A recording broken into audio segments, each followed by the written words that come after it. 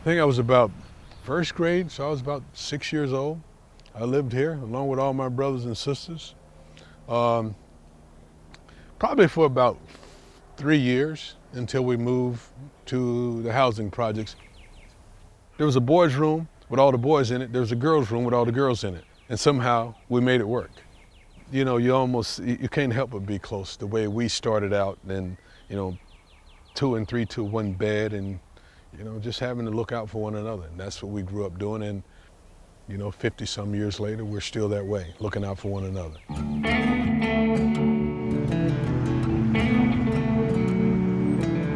Here in Hamlet, it's you know, one of these little small rural towns. In many aspects, it's an area that I think it almost seems like time forgot. A lot of the world has progressed around it, but Hamlet hasn't progressed a whole lot. But one thing that's been constant in Hamlet and in the county is you've got really good sports, really good athletics. You know, kids coming up every generation that are just outstanding athletes. That and the fact that on Sundays everybody goes to church because it's that kind of community that, you know, it's part of the Bible Belt. And Friday nights everybody goes to high school football. That's a big part of our community. It's a big part of the fiber of Hamlet and Richmond County. See the brown house right here? That's where I used to live. And so it was easy for me to walk right through. There was a path that came through here. A lot of my time was spent right here, this field, and right here on these basketball courts. Yeah, this is where I spent my time, all the time. And that's how it happens. Having a lot of older brothers, I most times played with a lot of older guys in older competition. So I think all of that contributed to my success and me sharpening my skills, having to play up with the older guys and with my older brothers and their friends. Well, it was sports in a small town, but I think it was our family also. We kind of drove each other to succeed. We talk about each other's success and stuff, and even academics. You know, we wanted to be better than the next, and so that's what we try to do all the time, just to improve on what the next one did. Yeah, this takes me back a whole lot of years ago. My old high school.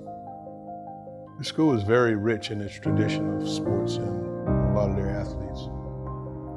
But yeah, I thought this was pretty cool. I hadn't seen this until the last time I was here, that they created this wall because, like I said, there's so many guys.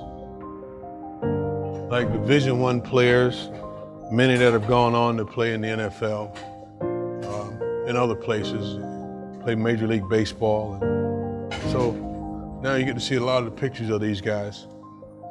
That's kind of, yeah, I'm gonna have to get that picture updated though, to get them some real flavor in here. Well, I can tell you to start with, one of the finest young men that I've ever run across, and he's as good as they come.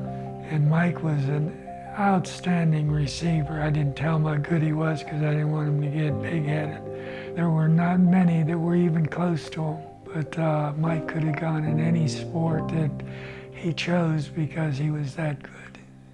So like our stands always filled when I played high school ball here. Like on Friday nights, this is what people did. They came out here to watch us play. And so like this place is special for several reasons to me. My track and field days, you know, like when I ran like the 110-meter hurdles set up right over there in this corner, and did a lot of my training right over in that area, like training for the hurdles. I spent a lot of hours lapping this trap. Uh-oh, don't give me that. I might have a flashback. All the things that I've been able to do, I didn't realize that I could have done that. And I think Ron Krall saw in me a lot that I didn't see. He was a smart kid. Mike was very intelligent, very well spoken. But even from that standpoint, my whole thing was to get all of our kids thinking of what they have in front of them. No, I didn't see that far. See, I couldn't see what was on the horizon for me. I didn't realize my potential. The struggle was in the way I applied or didn't apply myself. That was the struggle. I went to school most days because I wanted to go to practice. And so I didn't put any work into it, any effort into my academics. So When the Division I schools started to call my senior year, then that was a problem because I wasn't academically eligible for those Division I scholarships. That's when I had to sit down with my head football coach, Ron Krall, and Ron Krall gave me a few options, and to me, those options made a big difference in my life and where I am now. You know, I made a good decision, and it was really based on the conversation I had with Ron Krall that, you know, you don't even understand how talented you are. And in fact, it was right in this, just through these doors, his office was right through these doors to the left. And we were sitting in that office when he told me, like, this is what you need to consider doing.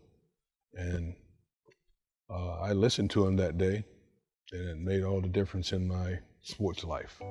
I felt like the best thing that could happen for Mike was to get into a prep school, make sure he has the academic background.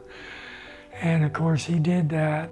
He put two brochures out in front of me, and one was Massanutten Military Academy, and the other one was Fork Union Military Academy.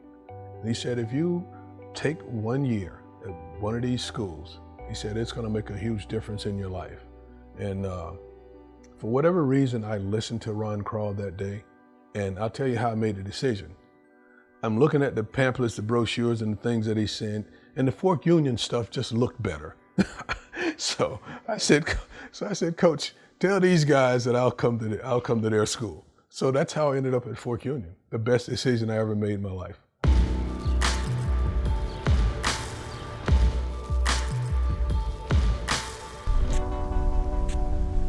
I think Fork Union was initially a shock for Mike, like it is for most people. You know, he had to shine his shoes every day, he had to make his bed, he had to get up at a certain time, he had to observe a study hall for a couple of hours every day. It's a real culture shock, but I made the adjustment, and really I think the day-to-day discipline and the things that they required of us really helped me, and still to this day I think helps me. You got to get up at a certain time. You got to get out on the square or circle a certain time, and they treat you what they have to do to make a person into a man.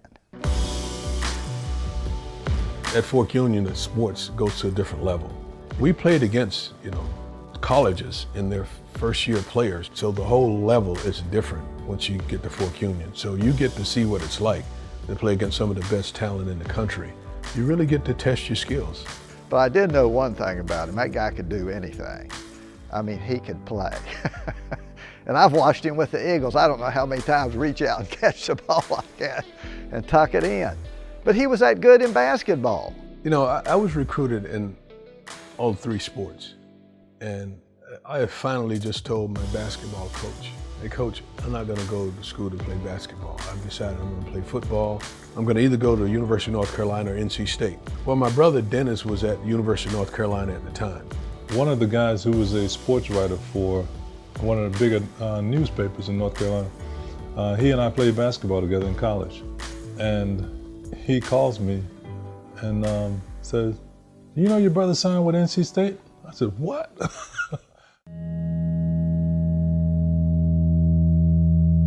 Once I got to NC State, you know, it was all about football. I wasn't gonna play basketball anymore. I figured I would run track just to get out of spring training.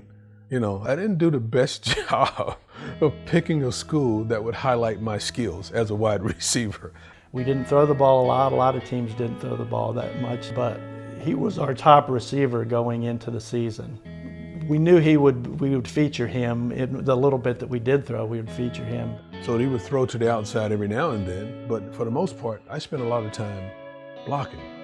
He's as devastating blocker as a wide receiver as I've ever seen. Personally, I think the scouts could tell, you know, we didn't throw the ball a ton, but they could tell he was a good receiver.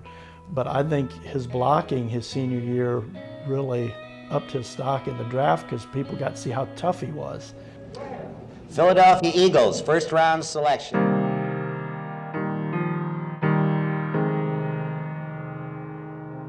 Quite honestly, I think it was already a part of a plan that wasn't my plan. I was chosen for this path, quite honestly. That's what I feel. I feel like I was put in a position to use a lot of talent that was given to me for a purpose that's bigger than me, that's bigger than any plan that I could have put together.